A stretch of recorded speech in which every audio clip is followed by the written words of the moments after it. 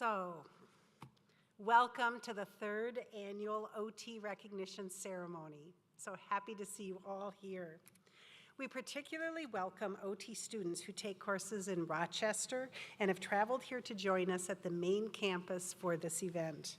We also thank the families and friends who are here to support these students as they follow the path of occupational therapy. And we thank all of the viewers streamed through our YouTube channel from distant locations. Please refrain from photos during the ceremony. You will have time to take photos after and during the reception. And I suggest a visit to Goldie Golden's Gopher statue that's located right outside the building. You saw some pictures of it as we were watching the slideshow.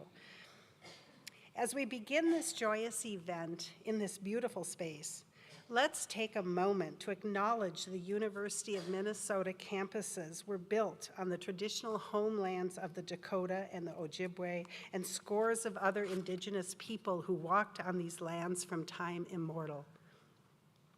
We recognize the long-standing relationship between the land and the indigenous peoples, the traditional stewards of the land. We also acknowledge the violence of colonialism and ongoing racism towards indigenous people. We are growing in our realization that the healthcare system, meant to help and heal people, has supported structures of racism, causing ongoing trauma and health inequities.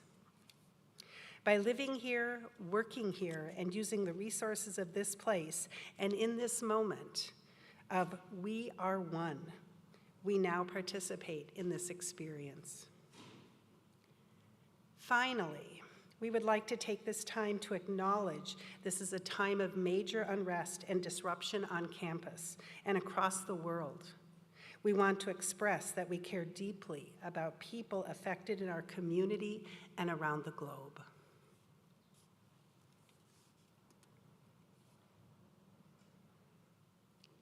Today, I bring with me greetings from Dean Linda Wellage. As many of you know, the OT program found its new academic home with the College of Pharmacy in 2022. Dean Wellage has been a presence at a number of our OT activities since then and very much wishes she could be here today. While she continues her healing journey, it is events like today that she misses the most. The opportunities to connect and celebrate with all of you. I'd now like to introduce our keynote speaker,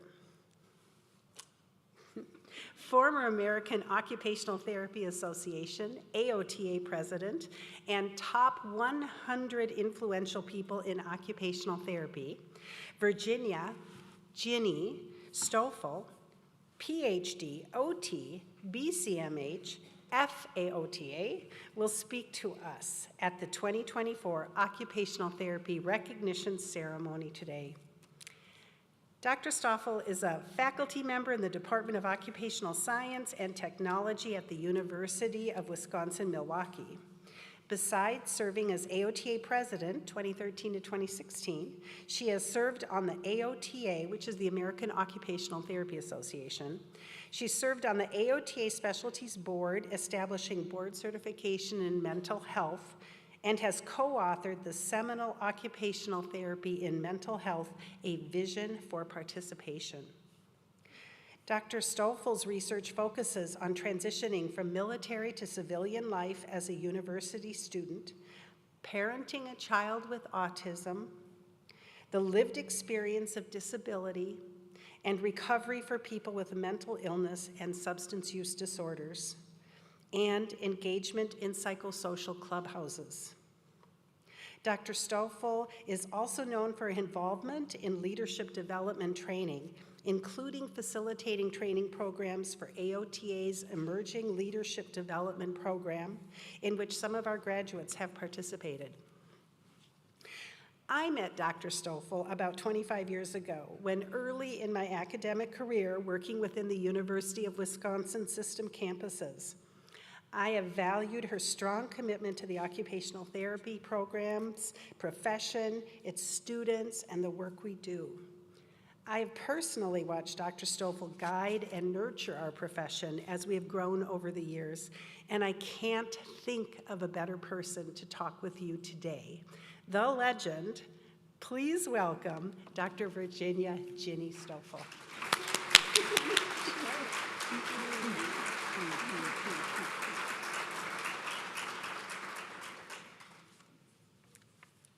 So it's my distinct honor to be with you today. And I particularly want to make sure that the students who are in the audience know that I'm speaking to you. Everybody else gets to listen in, right? And we're really here to reflect on this journey. For some of you, that journey might have started even a decade ago. I know for myself, I was 13 when I decided I wanted to go into occupational therapy. And sure enough, when I was 18, I entered St. Catherine University 50 years ago, and ultimately pursued my degree in occupational therapy, followed by a master's degree in counseling, and then later a PhD in leadership. So this journey is a journey that some of you will mark maybe already a few decades long, and maybe just a couple years long, depending on when and where you first became introduced to our profession and thought about becoming an occupational therapist. Now, the other piece that I want you to make sure that you intentionally focus on has to do with your own state of health and well-being. Because I would maintain that we are only as good a practitioner for the people we serve and the people we serve alongside of when we take good care of ourselves and our own state of mental health and well-being. And so you'll be seeing me ask you some questions about how you are doing and how it is that you will make sure that you are at your best as you proceed through this process. Some of you are in your first year. Where's the first years? Okay, you're towards the front here, okay? So you've got a couple pretty strenuous years ahead of you, but thank goodness you made it to today, right? Are there people who maybe weren't able to keep the pace up yet and might rejoin a class later? I know in my experience that happens. And so to know that the camaraderie that you experience today is something that you don't have to let go of once you leave here. You can build to the second years. Where are you guys? Right behind. There you go. Yeah. And then to the third years. Almost there and getting ready to kind of move out in the world, right? So at each stage of that process, you'll find that journey to have both its ups and its downs, and its kind of even path. But hopefully along the way, what you realize is there's no way you could have done this alone. And hopefully you don't feel that. And if you do, then it's a time to reach out to others to make sure they let you know, you let them know where you are and what you need. Because it's only together that we finish each phase of that process. And so hopefully some of my comments will help you to do that, yeah. So I want to start with you honoring, at least in your head for now, those who have helped shape you to today. Starting with who shaped those life experiences that you had before you decided OT, and who helped shape that journey towards OT. My sister Angel did that for me. She was very early on in her life diagnosed with depression. And that was significant enough depression that she had her first suicide attempt when she was a sophomore in college. Now, I was still a little kid. All I knew is that Mom and Pop left the house for a while, went and got Angel, got her help, and then returned home. And she ended up having a year out of school until she was able to successfully return, finish college, and move into a meaningful adulthood, providing early childhood education and early programs in Chicago. So what I knew about that and why that lived experience is so important to my life is that she is who helped me understand the real people behind mental health conditions. And she also let me know that those real people have lots of strengths and that they can find recovery with the full support and love and care of family and friends and really good healthcare providers. And so Angel today lives a state of health and well-being at age 75 that she's never experienced in all of her previous life, because she hung in there and has moved to a different level and is in a state of health and well-being that we never expected to see, because we didn't know how long she'd live, right? So I suspect each of you has different kinds of stories that help shape you to today. And I can say at the end of this really meaningful 50-year journey that I've had as an occupational therapist, that people in those early years can continue to offer you the inspiration, whether or not they're beside you or in the next life. Second question, who provided you with mentoring, role modeling, and inspiration to take risks for your personal and professional growth? I was inspired by a few of the faculty that were at St. Kate's, and they were actually leaders in our profession at the time. So I kind of came in thinking that's what you did. 2 of the 6 people that were at St. Kate's were on the board of directors of AOTA, and I've spent the last 40-something years serving in one official role or the other. And so I really believe that's what you do, because the role models around me did that. They modeled that. Now, there was one thing I wanted different. I didn't want, we had those 3 women. Of them, one was a nun, one was a single person, and the third was happily married. And I knew I wanted to be like the third. And thank goodness I can tell you, my husband and I will have our 47th wedding anniversary in a month, right? And so my husband Bob has been along this journey alongside of me and has allowed me to take some of those personal risks, to take maybe that less paying job. Believe me, faculty jobs are usually less paying, so that we could instead rely on his income to really balance the family budget and to do the amazing things that a faculty position allows you to do. So think about, who do you want around you who's going to support you at each of those steps along the way? But make sure you recognize them and thank them, and I expect tonight there will be a lot of that going on.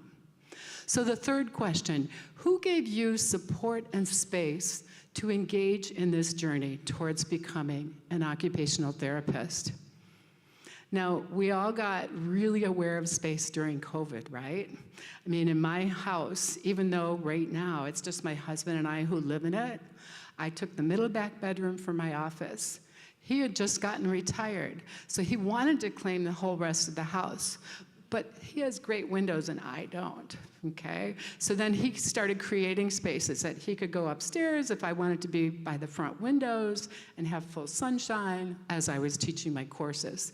And so we learned how to give each other that space and support so that we could carry out those meaningful occupational roles.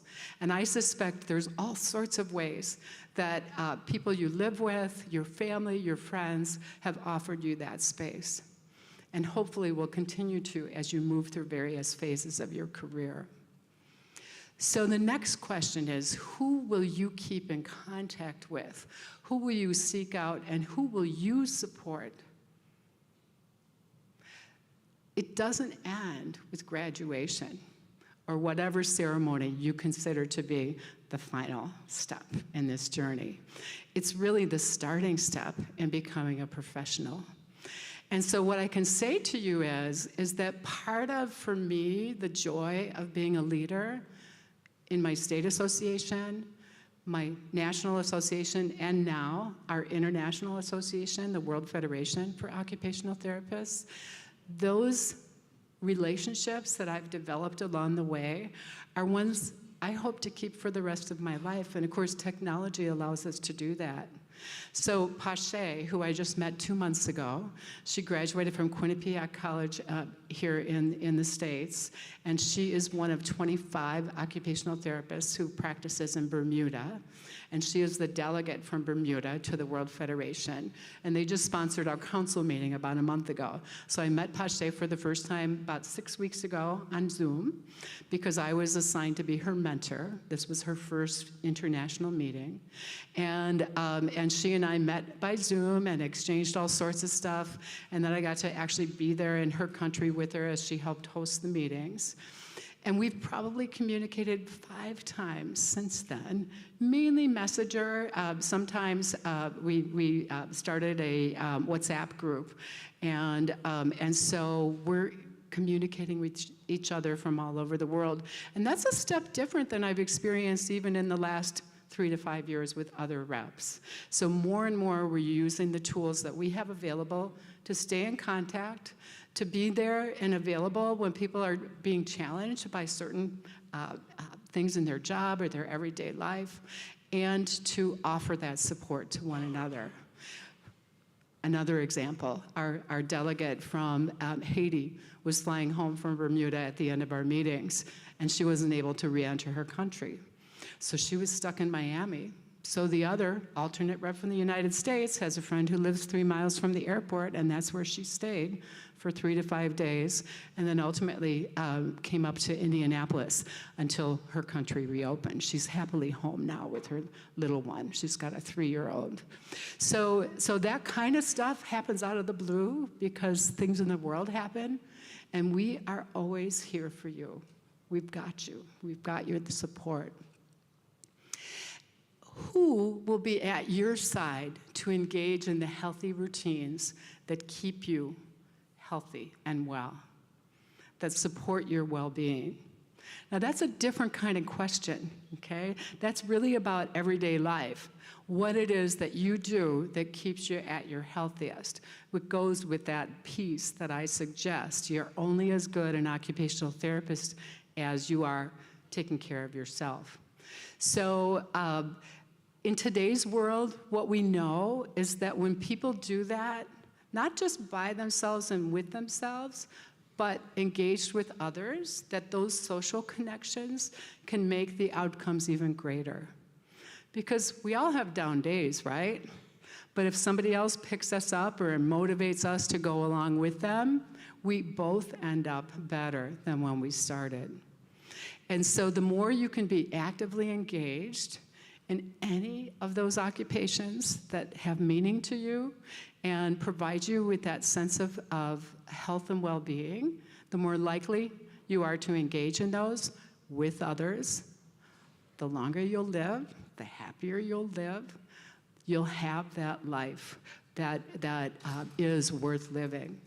And that's the kind of hope that we offer people who seek our services wherever we are. If we're in an early childhood setting where a mom or dad is dealing with challenges they never expected in that baby that entered their family with some challenges, or in a school setting where middle schoolers are being brutal to one another in terms of social connectedness, and where any lack of social skills makes it truly a disability, we can make the difference. Getting the buddy bench there, getting kids recognizing that together we can learn and work and play and enjoy one another. Or some of you will be really attracted to community settings.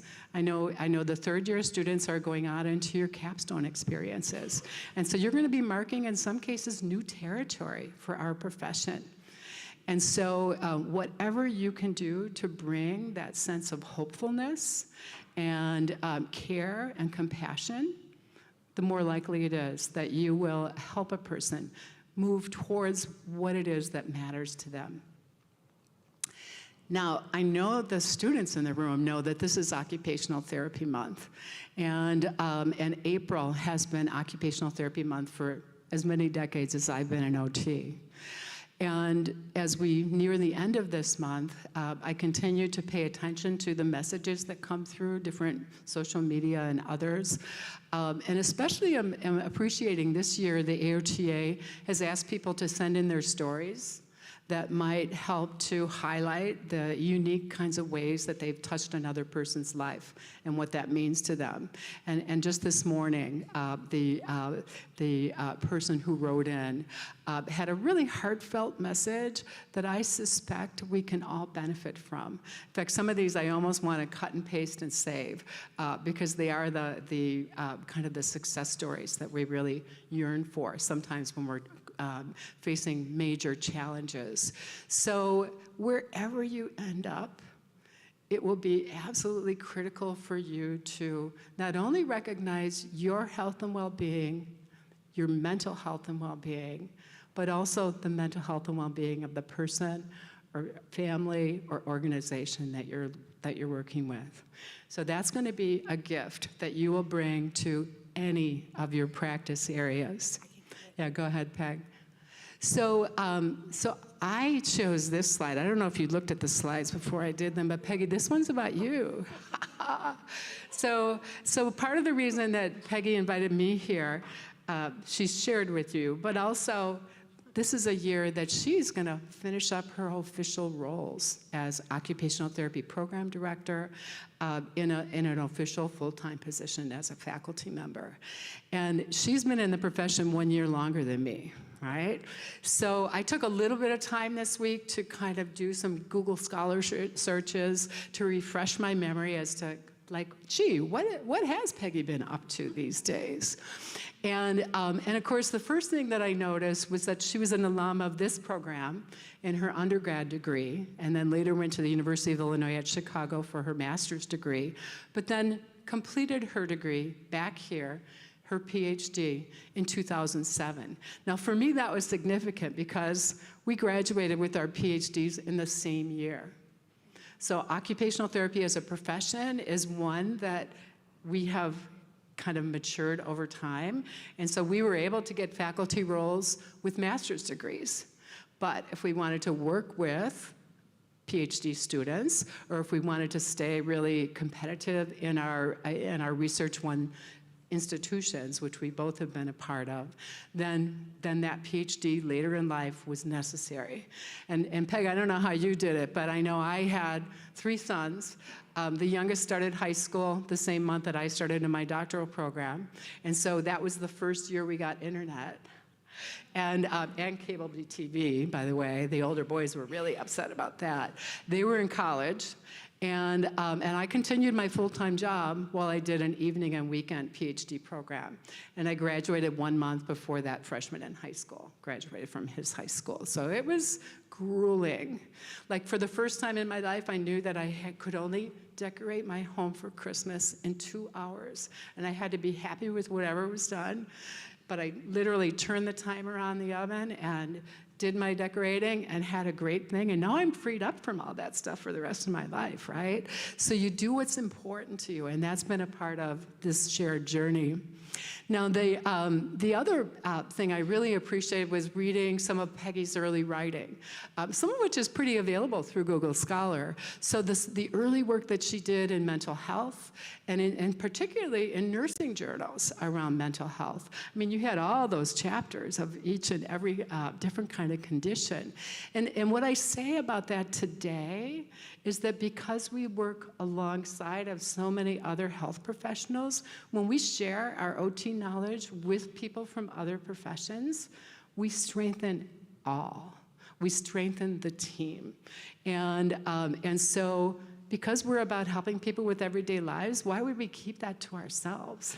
We want everybody else to know about that so that that can be part of the community effort. And then I saw quite a bit of focus, because of course, what have we been doing but teaching, right? On the scholarship of teaching and learning around hybrid methods of teaching people, around interprofessional methods, even around, you did a program, and I don't know if it continues, where students, as part of their service education, carried out screening, brief intervention, and referrals to treatment for substance abuse, which is not necessarily considered common across OT programs, but they're common across our OT programs because I've been doing the same back in Milwaukee. I also loved taking a look. I only read 25 of the couple hundred pages of her dissertation, but the interviews that she carried out with clients who were considered different from their practitioners in terms of ethnic and cultural diversity, and some of those deep findings that happened after having deep conversations with clients who really were concerned about, will we connect? Will you understand me? How will you welcome me and invite me in? Peggy is considered in our profession a leader and a historian related to LGBTQIA+, and all of the ways that we need to be attentive to any special or unique needs of that population as they seek health care. In fact, just last Wednesday, my doctoral student completed her dissertation where she looked at sexual minority women and their experiences in healthcare around substance use. Very close to a topic we're both interested in. Now, this next bullet has to do with developing curricula. And Peggy hasn't only done that at the University of Minnesota with a whole team of very talented folks, but also at the University of Wisconsin in La Crosse, where she was the first and founding OT program director, and where you literally are starting from scratch. And I think that for many of us who are faculty, if you've not served in the role, you're grateful there's someone to serve in that role. Sometimes people will joke and kind of tongue-in-cheek say, is it congrats or condolences? Because it's a huge job. But I think recognizing Dr. Martin for this huge job that she's taken on for many, many years is a big one that I would like to, let's applaud, right?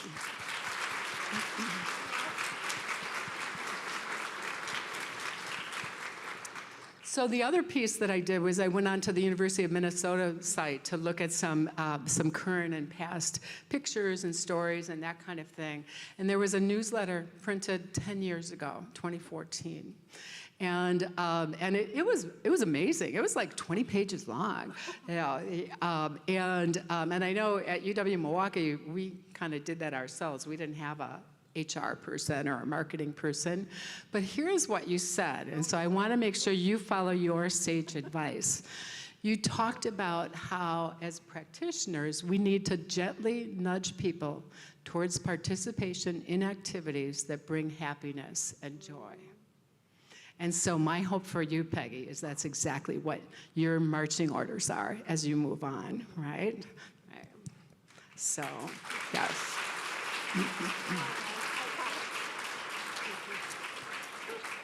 Okay, so that's a piece of Peggy's journey. You've heard a piece of my journey, but again, hopefully you're generating your own stories in your head about your journeys, and that you'll take some time to reflect on those and share those with one another and our family members. Now, I want to talk next about intentionality. So what is intentionality? It's where you make a conscious choice to focus or to do something in particular. Right? And so what you see in the background of this intentionality slide is actually a way big project that I created for myself with the assistance of my then 5-year-old granddaughter. She's 10 now, right? So 5 years ago, she and I took a piece of paper and she folded it into 4 quadrants, and she helped me design a stained glass window that I then took time to create. I've always wanted to do stained glass windows, and I didn't start doing them till my first faculty sabbatical, the year I turned 40. And so what you can see is kind of the elaborate design that I took on. It's actually a 4-season window, so we've got winter, spring, summer, and fall. In the center, we have a geode, a nice little slice, with a cross, because I thought that was a helpful, natural way for us to greet people to our home and to create 4 quadrants, right? And so if you've anybody here ever created a stained glass window? Couple hands. There's every little detail, okay? Every piece has to be just right because it has to fit in the same frame, that you have space created for it. And sometimes, if you break that glass while you're cutting it, you gotta pitch that into a pile that maybe you'll reuse later and start over again. And so at every step of the way, there's challenge there. And that's really what you are facing as you move into our profession. You'll create these beautiful people's lives, people's stories. You maybe actually create beautiful art as a part of what you do, but you'll do so because you've paid attention to the detail and that you've done the little things that will make a difference. And so here's that same outline that you saw and the glass before I put on the copper tape and begin to solder that piece. And you can see the snowflakes up there, the spring flowers. Actually, those are fireworks in the summer sky above the sun, the lowering sun on the water, and then of course fall. And so that intentionality is something, and I know this is emphasized in your curriculum across all your years, is how will you manage and take care of your personal and professional development?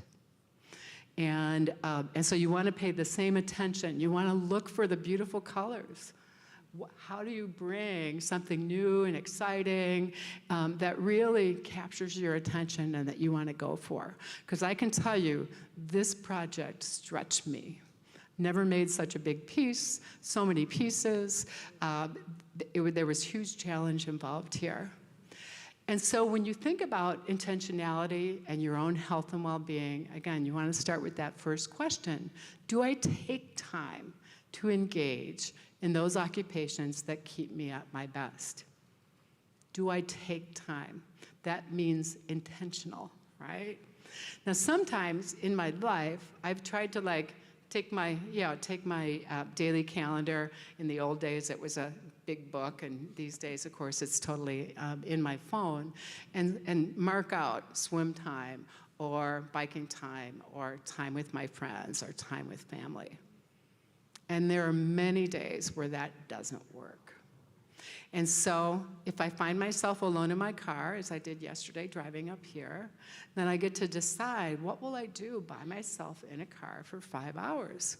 I could listen to the radio or music. I could listen to a podcast. I could read a book. I could sing or whistle or do whatever. And believe me, I've done all of the above. And sometimes as a mom with 3 little kids, that was my only alone time. So you can be sure that I use driving time in an alternate way to keep me at my best. So figure out what works best for you, that structured method or the spontaneous method. And when doors open themselves to you, think about the cost benefit. And whenever you can, say yes to an activity that you know will keep you at your best. I suspect that's a good 5 or 10 minutes worth its value, as opposed to, no, I have to keep working. Because guess what? Something else is going to mess you up, and you're not going to attend for 5 to 10 minutes that you could have had that really good time. So do this in the way that works best for you. Whoops, no, I'm just on the second point on that previous slide. Oh, and that is, do I develop the relationships that support my health and my growth and my well-being? And so wherever you end up, be it field work or capstone project or first employment or volunteer work, and even not necessarily if it's associated with your OT identity, with the OT cap that you're wearing. I mean, as citizens, we wear our OT caps because it informs how it is that we can contribute to community. But are we developing those relationships that will support that? So as a citizen, I know that it is important for me to know who's running for office and even school board. Because let me tell you how important school board decisions are to the health of your own children, or the kids in the neighborhood, or the kids in your district, in your state, and so on. So those relationships are both within and external to the profession. Do I reflect on those things I'm grateful for, show compassion to others, and give myself and others grace? So I don't know how many of you have a practice towards generating an attitude of gratitude.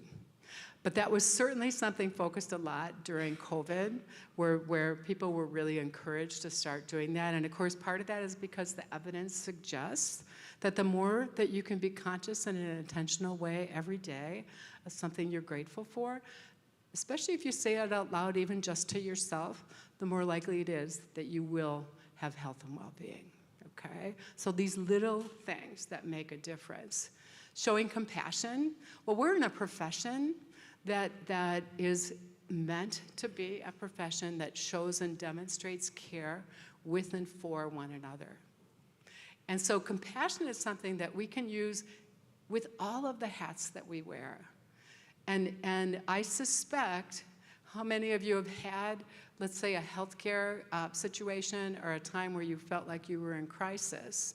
When the person responded to you with a sense of caring and understanding and giving you grace for the struggles you were dealing with, you probably left, even if you didn't get exactly what you wanted, feeling better, feeling okay, feeling hopeful. And it is that hopefulness piece that is really part of the magic of what we offer people. Now the next slide, Peg, thanks. And so I do really want to be sure that you focus in an intentional way about how will you practice as an occupational therapist. Now we know we're governed by all sorts of ethics at the professional level. As students, whether or not you realize it, as an occupational therapy student, you must abide by the AOTA Code of Ethics.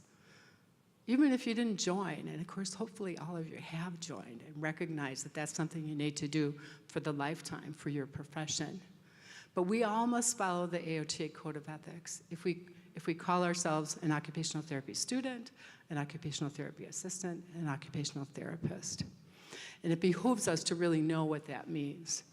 One of the things that just happened at our council meetings is that we just approved a new code of ethics at the World Federation level. And while we were there, because sometimes meetings get long, and because we have technology, I pulled up the AOTA code to compare it to the World Federation code. And there's very much harmony between the two, but they're not at all identical. And so I would encourage the faculty here and any of you who are interested in more global practice to look at our AOTA code, just passed in 2020, and our World Federation code, just passed in 2024, to look at the similarities and differences, because there's a lot to learn from each other. My first bullet is it best practice occupational therapy to be person-centered, occupation-focused, and trauma-informed while personally grounded in your own health and well-being? That one's kind of an easy yes, right? Those are the kinds of things that I believe most of us would say are hallmark. Maybe the trauma-informed one might not be in the tip of everyone's tongue, but it is at UW-Milwaukee. And I know you've got really strong mental health faculty here, and I suspect that being trauma-informed is something that either you have learned a lot or you will be learning a lot about. Are you culturally aware and humble? Are you seeking new ways to grow and learn with and from those you serve and those you work with? So hopefully you will find yourselves in lots of places where you're really different from the people around you, and where there's a lot of things that you have no idea what their lives are like. And that just means it's a great place to learn, to share, to bring new ideas to the forefront, and to admit what you know little about. Being culturally humble is, again, a gift that you bring to those you work with, as well as those you serve in the profession. And then the last bullet, and this, of course, reflects my direction towards leadership development, is that what I say is that every member is a leader and hopefully a member for life. So during those 3 years I served as AOTA president, that was really something I tried to develop programs around to emphasize and support our role as leaders, which means that we recognize the power within to connect with others and empower them to join with us towards the greatest possible good. So it's a way of working together. And of course, recognizing that our actions as a citizen are also another way that we demonstrate our leadership, our ability to influence and bring to the world the special kinds of background. Because at the population level, we may do great good with little stuff.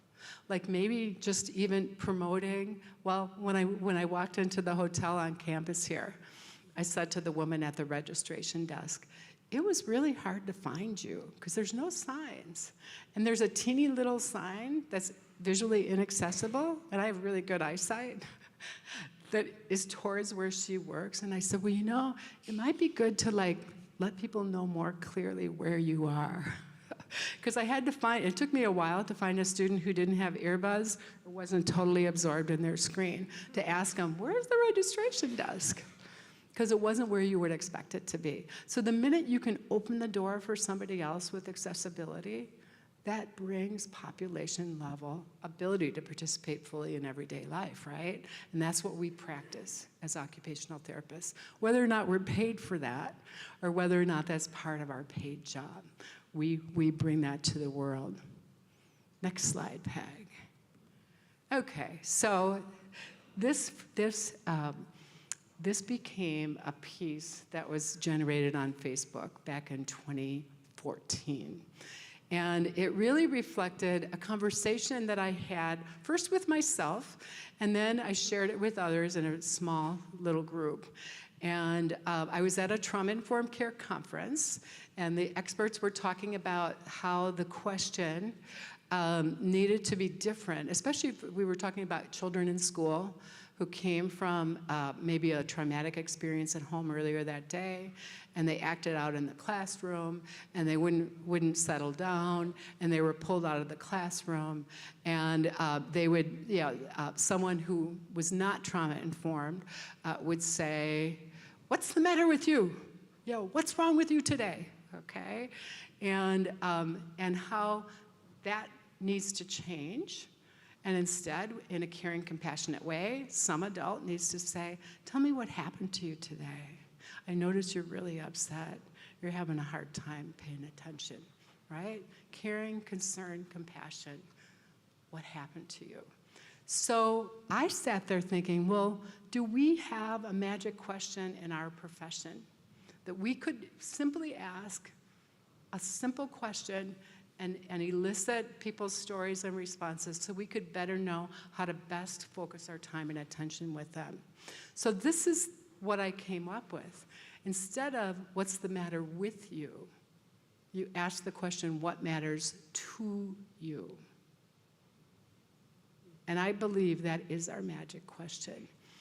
And so what happened was I said it in an email or in a Facebook exchange, and all of a sudden I started seeing these numbers change. Like, I'm not on Instagram, so I don't follow all that stuff, but Facebook. And like in 15 minutes, 400 people had shared this little interaction that I had based on the notes I had written myself. So then the AOTA folks, since I was president, they decided to make this slide and then start sharing it and so on. And so it went viral. And even I think that the Willard and Spackman, the major text in our profession, they asked me for permission to use this as a section divider. So all I did was give permission to use this as a section divider in their textbook. And I got invited to their party when they published that book. And all the other authors were there, and they had written 5 and 6 and 7 chapters, sipping a little glass of wine and having a really nice fresh shrimp. And you had to go around the room and say what you contributed. So when it came to me, I'm like, well, I was a section divider. But it's because this resonates so much with what we do, and it captures that essence. So again, it is a piece of my journey. Maybe it's a part of my legacy, but I'll take it, and hopefully you can use that. Next, okay. So there's the finished window. Okay, and better if I had it from the light behind, but this is the one I had in my file, so I had to go with this. And this actually is it's a pretty good sized window that greets people when they enter our home these days. But I wanted to close with a couple comments about the how we do what we do. So what I say is every member a leader, every practitioner a leader. And so I always want us to think about how we lead, how we serve, how we do the things that we do as a profession. And it really is these 4 pieces, grace, compassion, humility, and love, that I think will give us the longest lasting, self-fulfilling career. That we will bring value with all the other technical skills that we have. Like all the pictures you saw, those were a lot of them, the technical and social stuff that is a part of what it takes to be an occupational therapist. But wouldn't it be cool if you guys also took pictures of yourself simply engaged in your meaningful occupations and interspersed those among the technical stuff? Because that's really what we're here to do, is to help people carry out those meaningful occupations alongside. But when we bring alongside grace, compassion, humility, and love, those come together in a way that, again, offer that beautiful flower, that sense of hope. And so I hope that becomes a really important part of your journey. So I think, yep, we are at the end. So back in the summer of 2022, when this picture was taken, it occurred during the same week of an international conference out in California. And it took place to celebrate the 100th birthday of A. Jean Ayres, who the students will know is the person who really developed the science around sensory integration and the theory around sensory integration. And she would have been 100 years old that week in 2020. But of course, we had to move the conference to 2022. And somehow I got to be the closing speaker there, because they wanted me to focus with them on leadership, and leadership in and across sensory integration. And we had 350 people. Half of them were there in person, and half of them were online, all across the world. And this picture had just come out. And it was the first time that we've ever seen so many stars and structures and the clarity using the NASA Space Telescope. And so I want to suggest to you that, like what this telescope did for us, that is, made us so much more aware of where we are in the universe. And I believe, we're going to start talking more about the universe than just the world as you practice, because who knows where in the universe we will be, right? We could, in fact, be living in other parts of the universe, and we could be learning things from other parts of the universe that we don't have a clue exist today. So my hope is you can take these great interpersonal characteristics around compassion and love and humility and move forward in the universe. So, one last message. Oops. And Peggy, you get to come up with me. Oh. Because it kind of goes along with what I've been talking about, right? So, I don't know if you have one yet.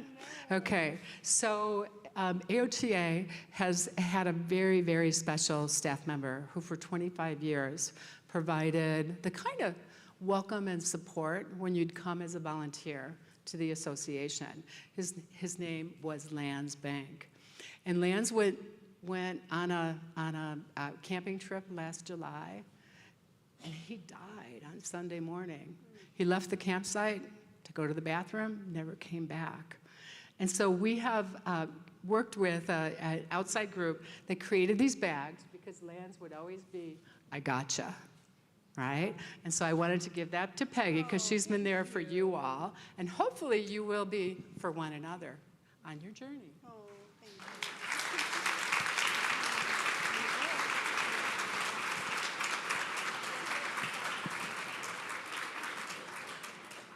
And we have something for Ginny. Come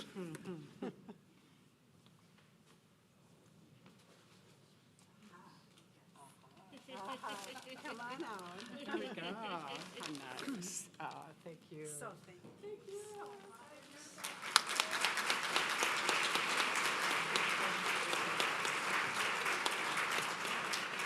There.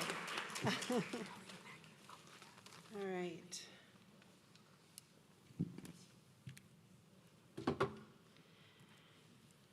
Well, thank you so very much. Go ahead. Boop, boop, boop. There you go, back to you. Thank you. Oh, we're at the beginning. Hang on a sec. Maybe we'll just continue. So the focus of occupational therapy are those everyday activities or tasks that, when strung together, fill a day. We call these activities occupations, or the way people fill their time. We particularly value the importance of habits and routines that add efficiency and meaning to our days. And rituals are one of those patterns of activity that are steeped in symbolism and that add meaning to life. Therefore, it is particularly fitting that we honor our OT students who are deeply steeped in occupations of study and practice as they add a new role, occupational therapist, to their lives. We recognize each of the 3 classes of occupational therapy students as they walk across the stage to receive tokens of appreciation for their transitions in the process of becoming an occupational therapist. Each class has prepared a short presentation of their experiences within the OTD curriculum. And after each presentation, students within that class cohort will walk across the stage to receive their token of recognition. So here's what they're getting. First-year students will receive their name tag to use throughout the rest of their experiential learning and a jacket as a token of entering the profession of occupational therapy. This jacket identifies their important role as ambassadors of occupational therapy whenever they wear the jacket in public. Second-year students will receive a tote bag to carry tools of practice into Level 2 fieldwork, which is 24 weeks of full-time practice as an occupational therapist under the direct supervision of a licensed OT. Be sure to check inside the bag for selected tools of practice. And third-year students will receive a pin and a badge holder to honor their completion of the basic components of practice and their transition to capstone, which is a 14-week full-time experience and within which is embedded an occupational therapy project, a data-driven project. Capstone provides advanced experiences in program development, advanced practice and research, amongst other areas, and it is the culmination of study in areas of leadership, using evidence, and advanced practice for individuals, communities, and populations. So please hold your applause until all the classes have walked across the stage. And at this time, I would like to invite Hannah Littler and Mackenzie Iliff to the podium. These are first-year students representing both Minneapolis and Rochester performance locations, and they will present a slideshow developed by the first year about their experiences in the program. Let me see if I can get to that now.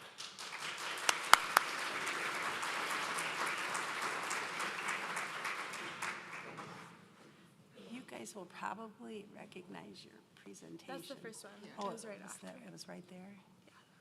Okay, great, then she found it. Oh, I can't see. I can what do it is. if you want. That'll be better. My bifocals, you know. Okay. You just speak on this? Okay. So I'm Hannah, I'm Mackenzie. and we're part of year 1. So this is our 2 cohorts. There's Mackenzie's is on the left. She's part of Rochester. And I'm part of Minneapolis. And then here's some pictures just from our experience. So this is our first day of school photos. We had some people submit their photos. But it was a very fun first week. Some experiences that we've had so far through the first year. We had a picnic this summer, orientation, and then we've had our program's a hybrid program, so in-person classes as well as Zoom classes. And within our in-person classes, we also have some hands-on labs. And then at the end of each semester, we have simulations, and some of us have also participated in different volunteering activities. For coursework, our first semester, we had foundations, and then professional development. We have this both semesters, so just kind of working on our skills about being an OT.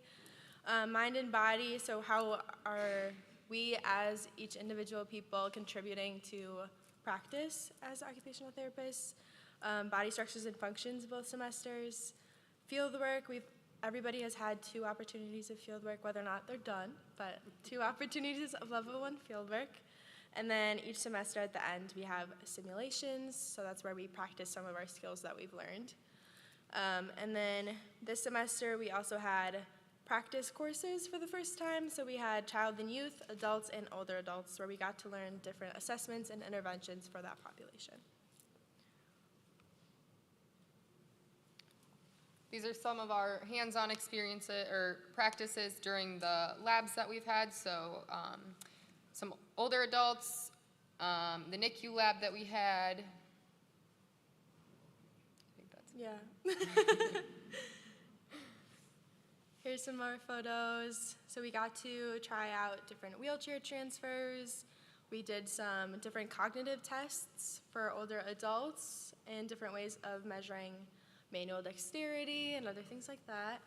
And then we also did a feeding lab in child and youth, which was quite the adventure. And the NICU sim, where we got to practice on baby dolls that represented different stages of children in the NICU. Looking forward, so it's the end of OT month. We have finals coming up next week and then sims following that week after. We have 3 weeks off in May, but then we have 8 weeks of summer courses that start in June. And then our fall semester starts early September. And we also get to start our electives and our capstone courses. And here are some photos from some fun times we've had throughout the semester. We did include the Be Real photo with Dr. O. But we've all had different opportunities to get together both inside and outside of class with our cohorts and really have a fun time and get to know each other more than just as students.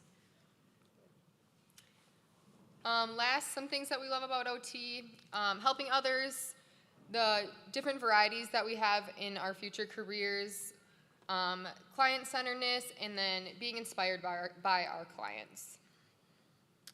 And that is all that we have for our cohort. Well, thank you.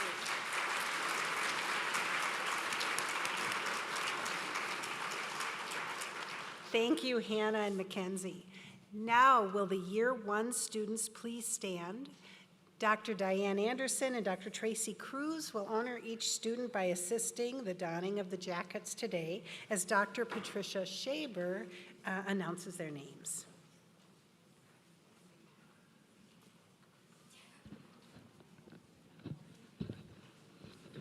Do you want help getting cards up? Are they going to come by here?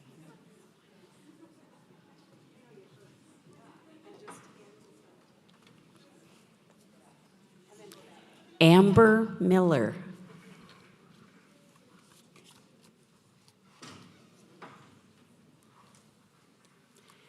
Megan Manzer.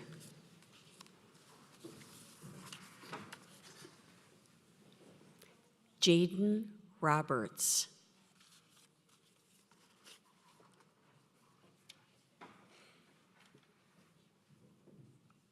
Abby Grismer.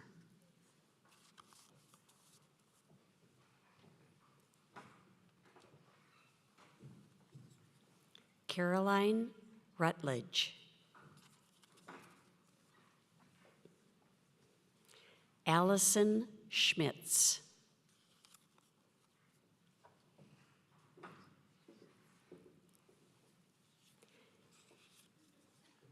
Kendall Swanson.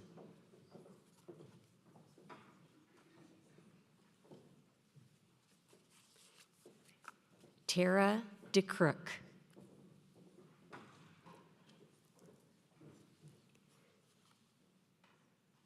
Madison Todick.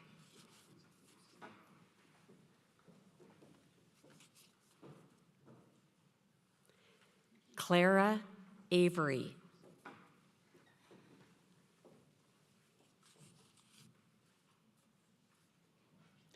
Jenna Cashman.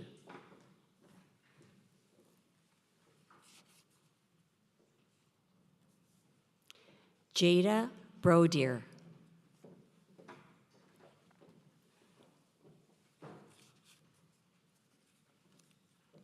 Lauren Glass.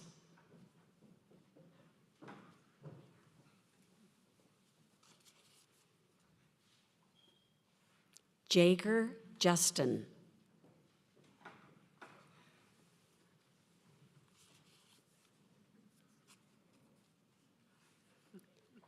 Daniel Davis.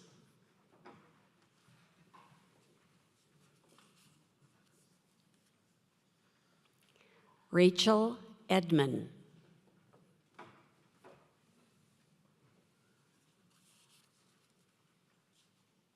Coranda Vickerman.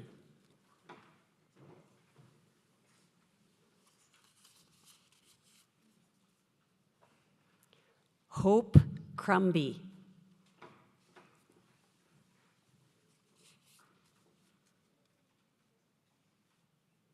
Ashley Sprouse.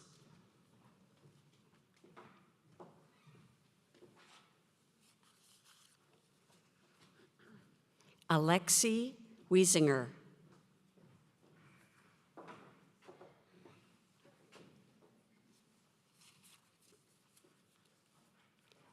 Rebecca Larson.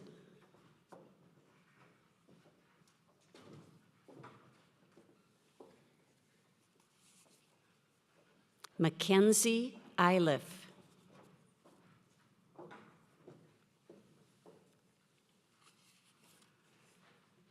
Anna Eichelberger.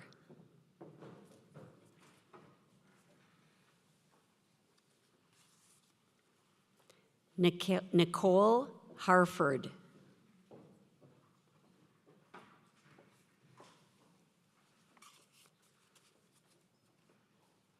Delaney Bergen.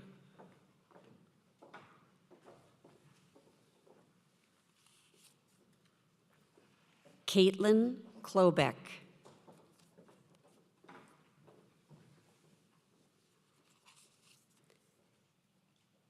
Maggie Hogan.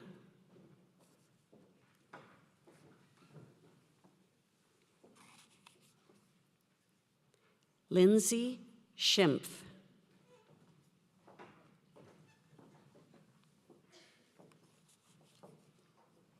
Corinne Delaney.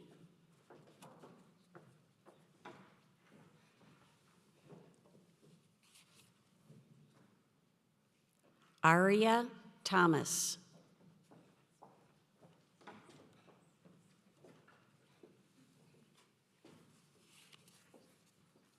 Heidi Musa.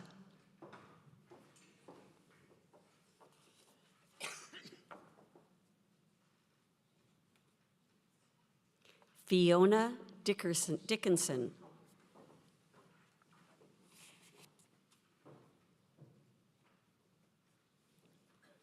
Hannah Littler.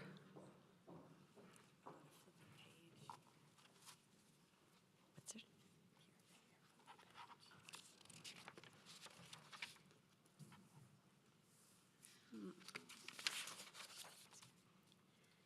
Congratulations, Year 1 students.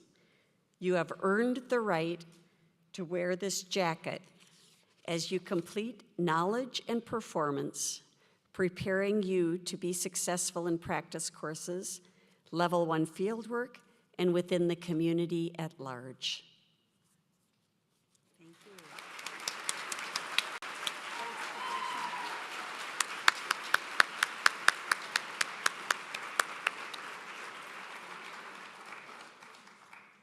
At this time, I invite Taylor McShane and Hope Lusbrock to the podium to share a presentation created by the Year 2 students.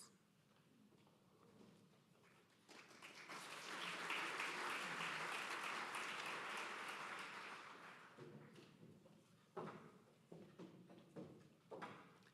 think it should be the next. Does that look like you? Yeah. Okay, good.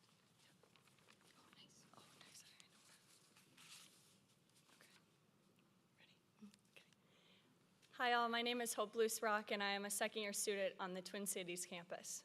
And my name's Taylor McShane, and I'm a second year in the Rochester cohort. We first want to thank all of our family and friends here today. We are so grateful for your support and encouragement that has brought us to this point in our education and future careers as OTs.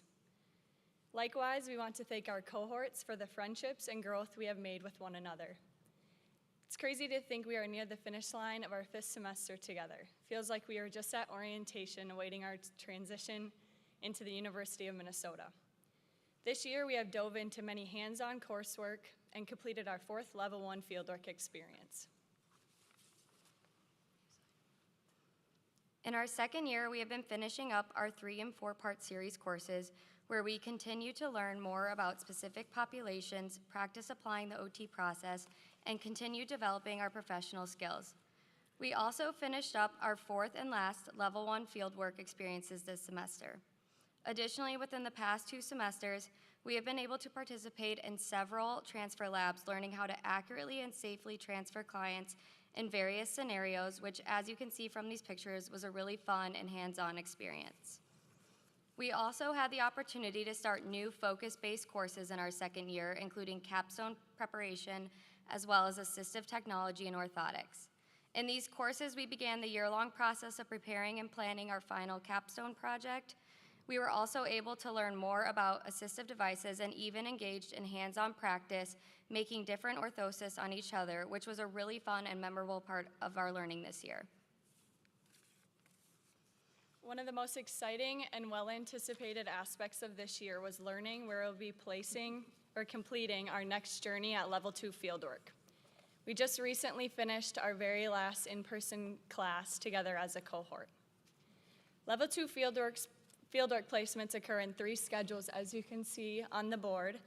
The first fieldwork placement occurs with the summer semester being all online schooling, fall and the spring is fieldwork, and then the second route is to have fieldwork in the fall and the spring, and sorry, I just messed that up. The second route is to have fieldwork in the summer, or school in the fall, and fieldwork in the spring. And lastly is to have fieldwork the first 2 semesters and spring being schooling. Another aspect of this year's process was finding out our capstone advisors, as well as the site and research that we will be completing in capstone next summer of 2025, which was really exciting for all of us. As Hope mentioned, receiving our Level 2 fieldwork placements was an exciting and a very, very, very anticipated part of this year in the program. Therefore, I wanted to highlight a few of the placement sites that students will be spending a lot of their time over the course of this summer and next year. There's a lot of variation in the sites, some being clinical-based and some community-based sites that work with various populations. Some placement sites include Hennepin County Medical Center, Mayo Clinic, mHealth Fairview, the Wilder Foundation, Pillars of Prospect Park, the Vale Place, and Open Circle Day program. Additionally, there were a few highly competitive Level 2 fieldwork sites that interested students had to apply and interview for and were hand-selected by those sites out of many applicants, including the VA, Gillette, and Children's Hospital. We are proud to be able to say that we will have students representing the University of Minnesota's OTD program at each location next year. We can't wait to see the growth and skills we will all gain throughout our fieldwork experiences and look forward to the journey ahead. Thank you. Good job. Good job.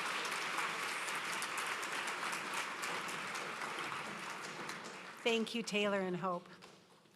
So will the Year 2 students please stand? You have earned the token of an OT bag and toolkit to prepare you for the rigors of Level 2 fieldwork. You have nearly completed the OT practice and Level 1 fieldwork courses, and you have earned the right to go to Level 2 fieldwork. Please walk across the stage to receive your bag as each student is announced, again by Dr. Shaber. And as a hint, remember to check inside your bag after you get it.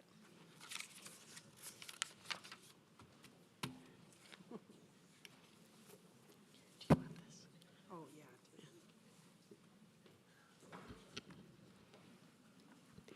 Haley Malloy.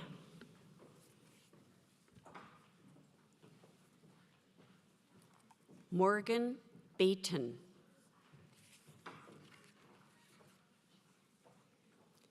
Natalie Husker.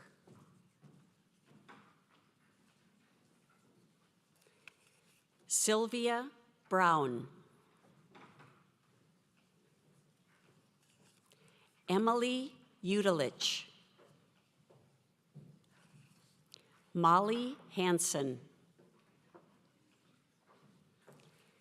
Rachel Jerabek. Lauren Schuler. Maddie Steffen. Taylor McShane. Zoe Stone. Haley Reinhardt.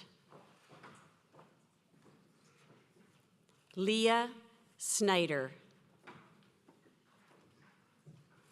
Gabriella Hudson.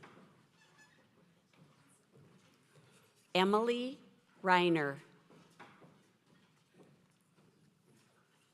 Emily Klicka. Hope Loosbrook.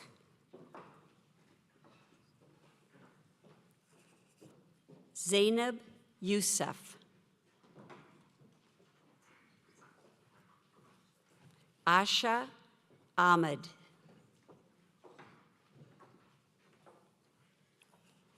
Najma Omar. Rebecca Gamak. Natalie Edgett. Isabel Demo. Brianna Buffington. Ellie Butte. Trit Liu. Ayla Lemke.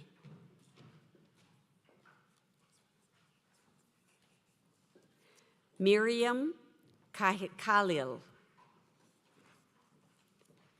And at the end here, we have Megan Dunning.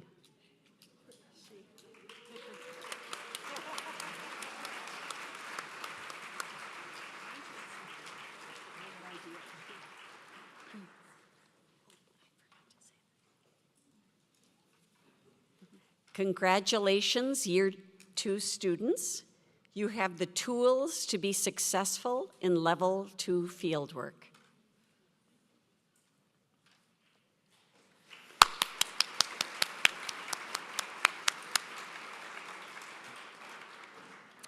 I now introduce the third and final presentation created by a student in the last year of the OTD curriculum.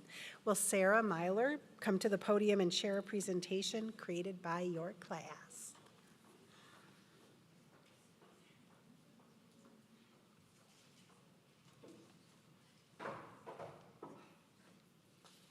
There we go.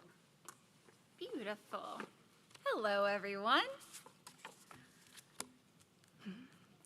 So you may have noticed that in the beginning there was a lot of pictures from year one, a lot of pictures from year two, and there wasn't very many pictures from year three. That's because we haven't seen each other since this time last year. So hello, year three people. Great to see you again as we're going on to our next adventure. It's been a long time coming. So as I introduced, my name is Sarah. I am part of the 2024 cohort for this year and representing year three. Over the last 2 semesters, we have been either deep into our fieldwork rotations or doing some of those last class coursework. And that has been the thing that has been our cornerstone for educational and experiential learning. And so in the next few slides, we're going to go into those in a little bit more detail.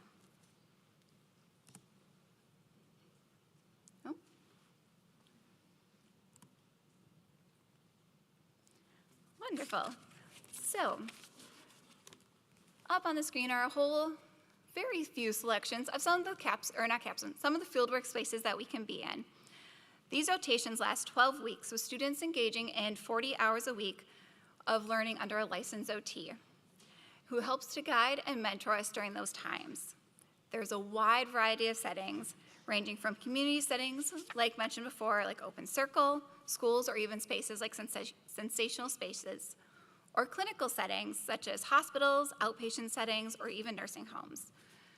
But this is just a short list of all the opportunities that we got. While we were at these sites, we got to turn all of our hypothetical learning into actual hands-on experience.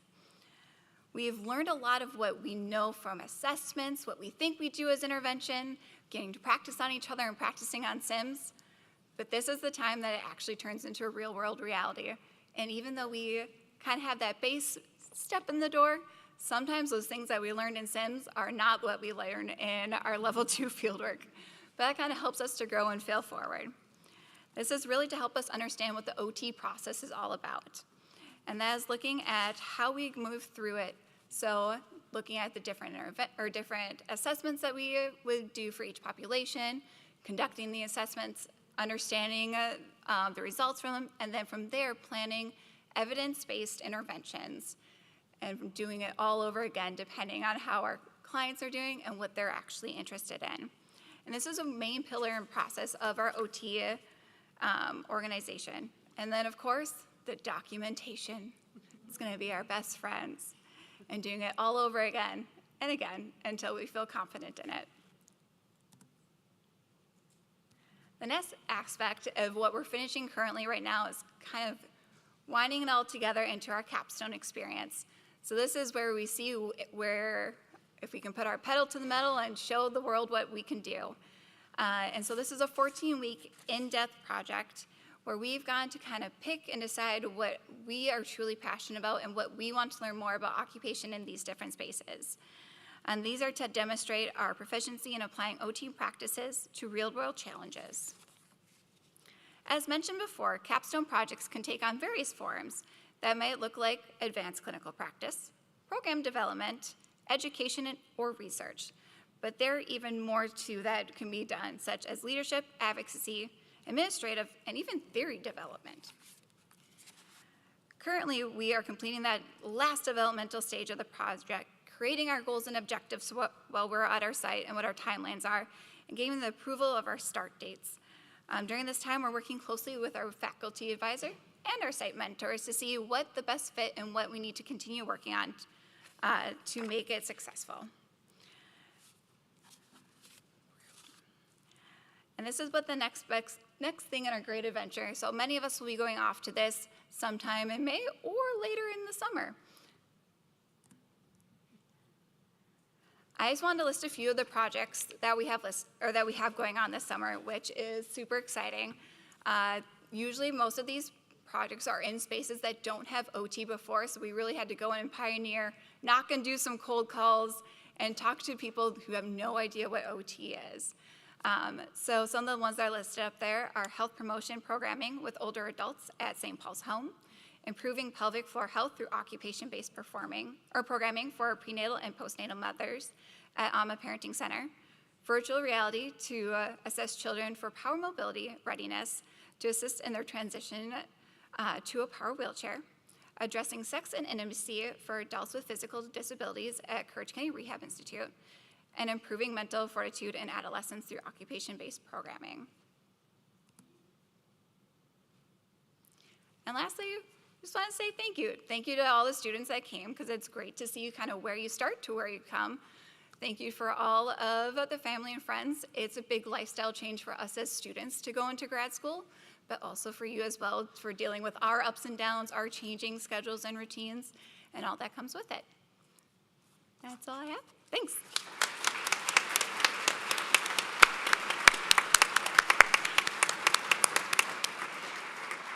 Thank you, Sarah. Will the year three students please stand? You receive a pin to remember your alma mater and a badge holder to wear into capstone as you travel to far places and apply OT principles wherever you go. Dr. Tracy Cruz and Dr. Anderson will present the pin, unique to occupational therapy at the University of Minnesota. And Dr. Shaber will continue to announce each student. I'm supposed to turn this.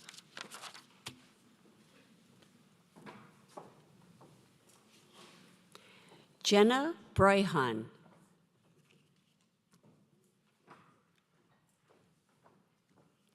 Bailey Waldhauser. Sarah Bockenheimer. Sarah Miller. Madison Morrow. Catherine Luke.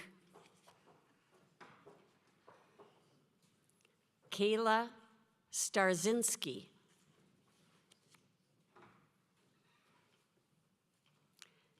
Alejandra Munoz.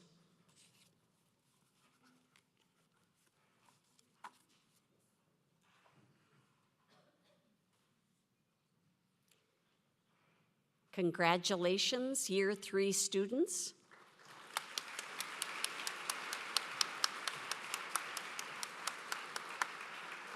You are ready to spread the work of occupational therapy in areas of advanced practice, research, program development, and more. You are ready.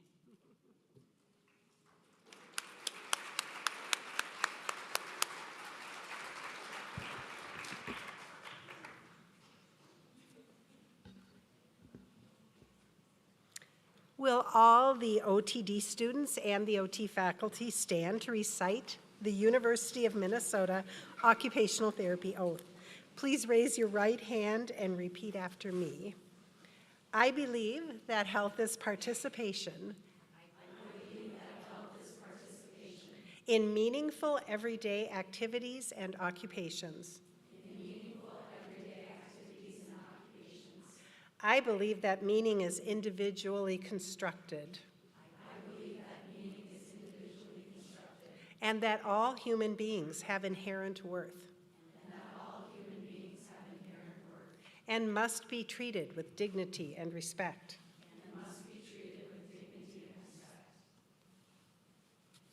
I pledge to uphold the core values of the profession. And strive to advance the science of OT. And foster health and quality of life. Of individuals, communities, and societies. Thank you. Please sit. This ends our third annual OT recognition event.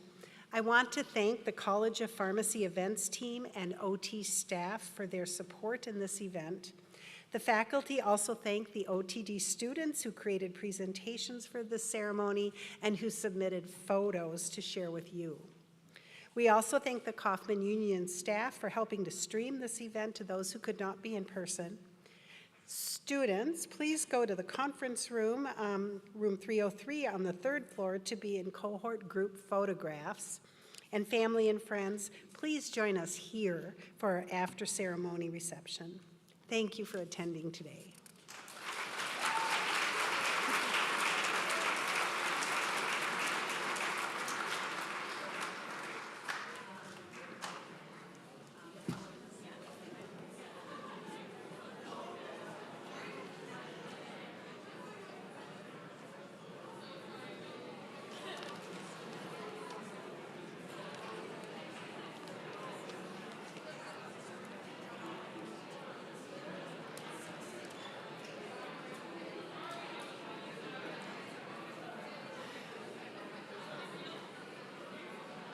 Yes.